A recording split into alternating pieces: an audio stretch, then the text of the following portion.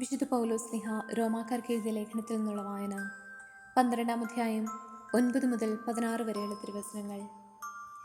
നിങ്ങളുടെ സ്നേഹം നിഷ്കളങ്കമായിരിക്കട്ടെ. തിന്മയെ ദ്വേഷിക്കുവിൻ, നന്മയെ മുറുകെ പിടിക്കുവിൻ. നിങ്ങൾ അന്യോന്യം സഹോദരതുല്യം സ്നേഹിക്കുവിൻ. പരസ്പരം ബഹുമാനിക്കുന്നതിൽ ഓരോരുത്തരും മുന്നിട്ട് നിൽക്കുവിൻ. തീക്ഷ്ണതയിൽ മാന്യം കൂടാതെ ആത്മാവിൽ ജ്വലിക്കുന്നവരായി കർത്താവിനെ ശുശ്രൂഷിക്കുവിൻ. പ്രത്യാശയിൽ സന്തോഷിക്കുവിൻ. ക്ലേശങ്ങളിൽ സഹനശീലരായിരിക്കുവിൻ. പ്രാർത്ഥനയിൽ സ്ഥിരതയുള്ളവരായിരിക്കുവിൻ.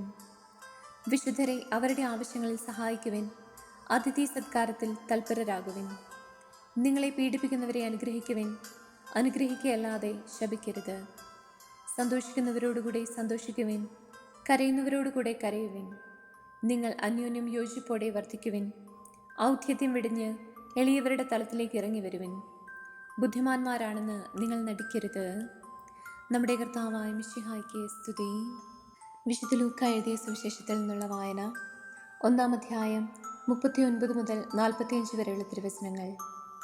ആ ദിവസങ്ങളിൽ മറിയം യൂദയായിലെ മലമ്പ്രദേശത്തുള്ള ഒരു പട്ടണത്തിലേക്ക് തിടുക്കത്തിൽ യാത്ര പുറപ്പെട്ടു.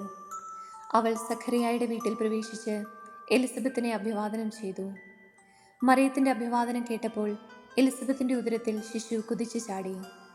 എലിസബത്ത് പരിശുദ്ധാത്മാവ് നിറഞ്ഞവളായി. അവൾ ഉദ്ഘോഷിച്ചു, നീ സ്ത്രീകളിൽ അനുഗ്രഹീതയാണ്, നിന്റെ ഉദരഫലവും അനുഗ്രഹീതം. എൻ്റെ കർത്താവിൻ്റെ അമ്മ എൻ്റെ അടുത്ത് വരുവാനുള്ള ഈ ഭാഗ്യം എനിക്ക് എവിടെ നിന്ന്?